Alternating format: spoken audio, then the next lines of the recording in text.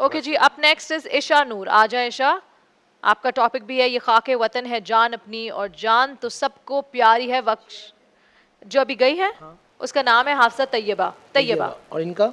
इनका नाम है ईशा, ईशा नूर। ठीक है। ठीक है, आपका वक्त शुरू होता है अब। सदर मोहतरम, 23 मार्च 1940 मिंटू पार्क की फिजाओं को चीरते, मुसलमाने हिंद की सांतों को झंझोड़ते, दिलों में नक्श होता है नारे पाकिस्तान का मतलब क्या, अरे ला इलाहा इल्लल्लाह।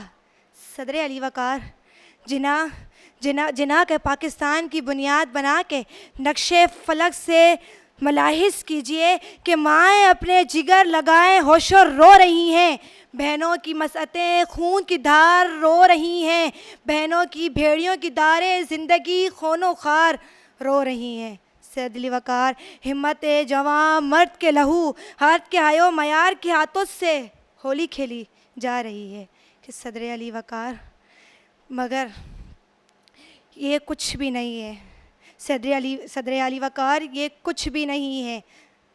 हमें हिम्मत नहीं हारनी चाहिए कि सदर अली वकार, जो हो जाए फ़लस्तीन पर हम जुल्म सहने पर तैयार हैं।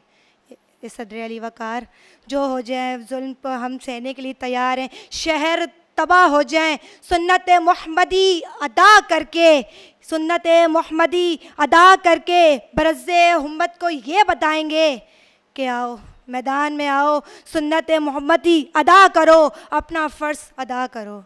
कि सदर अली वकार, हिम्मत नहीं हारनी, कि सदर अली वकार, हिम्मत नहीं हारनी।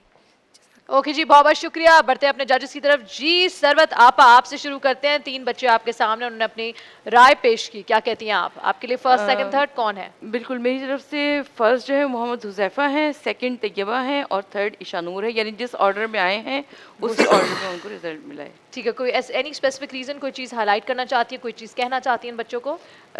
हुज़ैफ़ा का मुझे कंटेंट बड़ा अच्छा लगा और हुज़ैफ़ा ने बड़े एतमाद के साथ किया।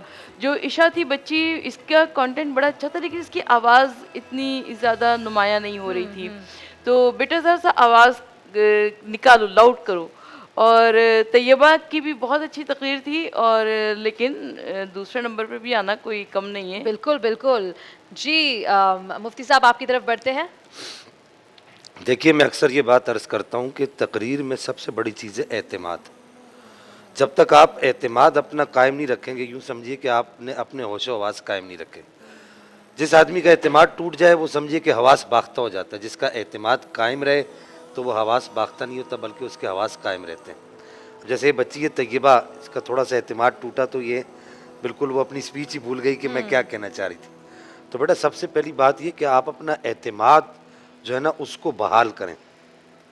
और एतमाद बहाल करने का सबसे आसान तरीका ये कि जब आप मंच पे खड़े हों तो उस वक्त आप बिल्कुल जम के ये सोच के खड़ी हों, या जो भी खड़ा हो वो ये सोच के खड़ा हो कि बस अब मैंने जो कुछ सोच कर आया हूँ वो करना है। आपने घबराना नहीं है बिल्कुल। अच्छा, मेरे तौर पे भी बिल्कुल इसी तरह ही है। हुज़ैफ़ा भाई, हुज़ैफ़ा फर्स्ट हैं और तैयबा सेकंड हैं और ईशा थर्ड है। ओके ओके जी, फर्स्ट सेकंड थर्ड में मिल गया। मुफ्ती साहब। बिस्मिल्लाहिर्रहमानिर्रहीम। तीनों बच्चों ने बहुत अच्छी गुफ्तगू की, अंदाज़ अच्छा था, मगर बॉडी लैंग्वेज और एतमाद की बहुत कमी थी दोनों बच्चियों के अंदर। आप याद रखना, जब आप खड़े हो ना तो आप समझें बस हम ही कुछ हैं, बस मैं हूँ, मेरे अलावा कोई नहीं। जब ये कॉन्फिडेंस होगा ना, बस मेरे अलावा कोई भी नहीं है, बस जो मुझे मैसेज डिलीवर करना है बस वो करना है, तो फिर आप बहुत अच्छी तरीके से अपनी बात को कन्वे कर सकती हैं। हुज़ैफ़ा, तैयबा, ईशा नूर। अच्छा, दोनों बच्चियों में थोड़ी गलती, अल्फाज और तलफ़ुज़ की अदायगी में भी थोड़ा सा आप देखिएगा, आपने कहीं कहीं गलतियाँ की हैं, इसको आइंदा नहीं कीजिएगा। हुज़ैफ़ा फर्स्ट हैं, तैयबा सेकंड है और ईशा नूर थर्ड है।